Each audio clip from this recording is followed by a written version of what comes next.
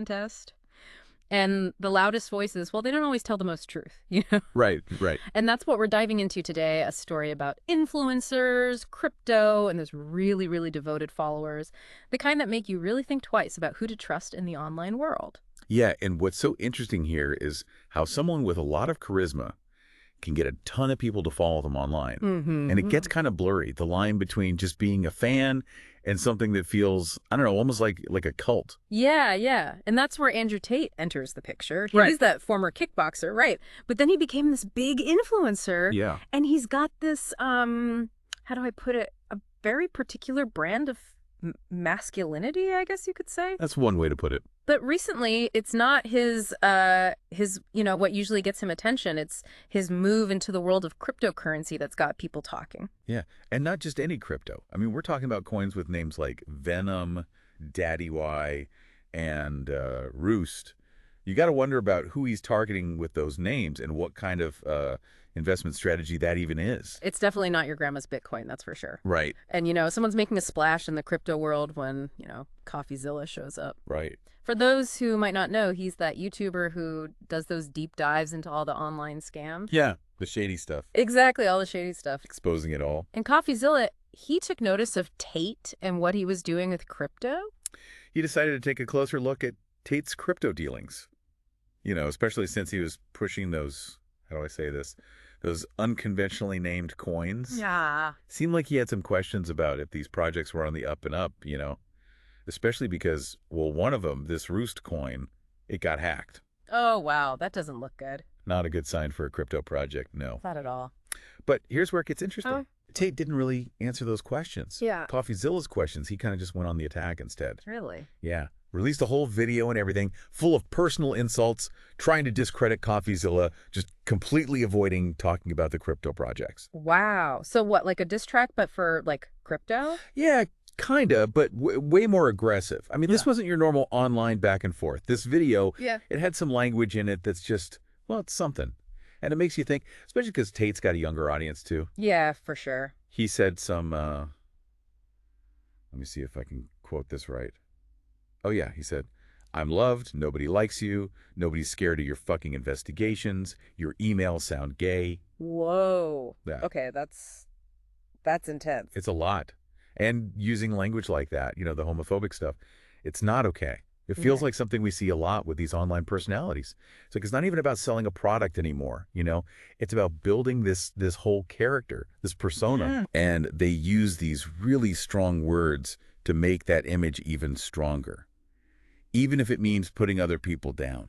It's almost like he's trying to dodge actually having to explain anything by, playing into this super specific type of masculinity. Right, exactly. Like one that's all about not backing down and never showing weakness and totally shuts down anyone who questions things. Yeah, like anyone who disagrees is just the enemy. Right, exactly. And that's where this war room thing comes in. Yeah, the war room. For those who haven't heard that term before, could you explain what it is? So the war room, it's what some are calling this online community that Tate has built around himself.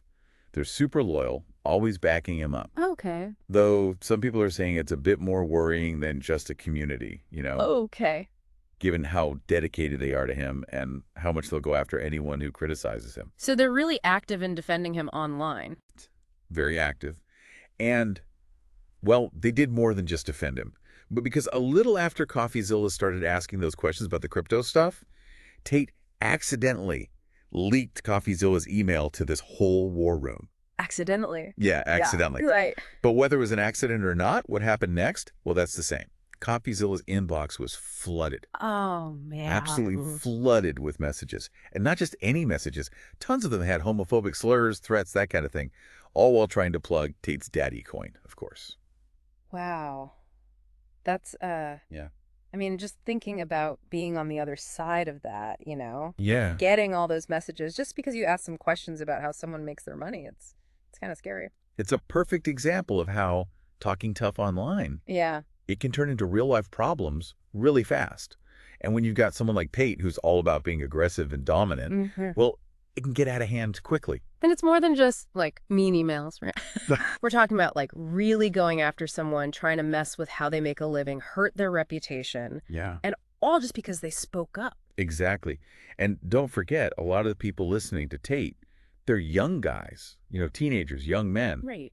who might be more likely to buy into this image he's selling, this hyper masculinity, Yeah, yeah. this idea of getting rich quick with crypto without really thinking about if it's the right thing to do. It's almost like a formula, isn't it? Like some influencers use it over and over. Tap into what people want, make them feel like it's them against the world, and then use that energy to get what you want. Whether that's selling them something or getting them to attack your critics, it's effective. Yeah. But what's even more worrying is that this whole thing with Coffeezilla, it's nothing compared to some of the other stuff Tate's been accused of. Yeah, and we're talking serious accusations. Right, like really serious stuff. I mean, he was just under house arrest in Romania Yeah. because he was accused of sex trafficking and organized crime. Man, that's heavy stuff. It is. And it just makes you think, if this is how Tate and his fans react to some questions about crypto, how do they deal with these other accusations, the ones that are way more serious? Right, exactly. It makes you wonder. It really does. It's like this big question mark hanging over the whole thing,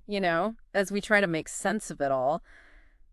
Because it's bigger than just one guy or some cryptocurrency, right? Oh, absolutely. Mm-hmm. It's about these echo chambers online and how dangerous they can be. All right, echo chamber. Where you're just hearing what you already believe over and over again. Yeah, it's like the algorithms, right? Exactly. They just feed you more and more of what you already like or agree with, and it creates these spaces where nobody disagrees or thinks differently. Right. And those spaces, they can be hard to break free from, especially when someone like Tate takes advantage of that, Yeah. using it to make himself seem even bigger and silence anyone who disagrees. Yeah, it's like you get sucked into this little world where everything makes sense because it all agrees with you. But it might not be the whole truth, Exactly. And that's why this whole story matters to everyone, really. Yeah. It reminds us that we can't just blindly trust everything we see online, Yeah. even if the person saying it seems super cool or has millions of followers. Right, right. It's so easy to get caught up in it all, Yeah. the excitement, all the hype, like you're part of something really big. Especially online, right? Right. It's easy to create this whole persona, get a bunch of followers. Yeah, yeah. And it's like we were saying before, if something sounds too good to be true, Right. it probably is. Probably. Like those crypto schemes that promise you'll be rich quick, Oh, yeah? and these big personalities who say they have all the answers. Yeah, promising you the world. Exactly. Got to be careful. So it's more important than ever to really think about what you see online. Absolute. Do your own research, 100%. Don't just trust someone because they have a lot of followers or sound convincing. Ask questions and watch out for people who don't want you to think for yourself or who say anyone who disagrees with them is the enemy. Because that's a huge red flag. Because like we saw today, Yeah. just blindly following these people online, it can have real consequences. In the real world. Yeah. And not just for you, but for other people too. It's a good point. It makes you think. It really does. Makes you realize how important it is to be careful online, Think for yourself. Yeah, do your research and don't believe everything you see. Exactly. And sometimes you got to ask yourself, What's that? who benefits from me believing this? What are they trying to distract me from? It's a good question to ask, especially these days when it's hard to tell what's real and what's fake online. Right. The lines are getting blurrier and blurrier.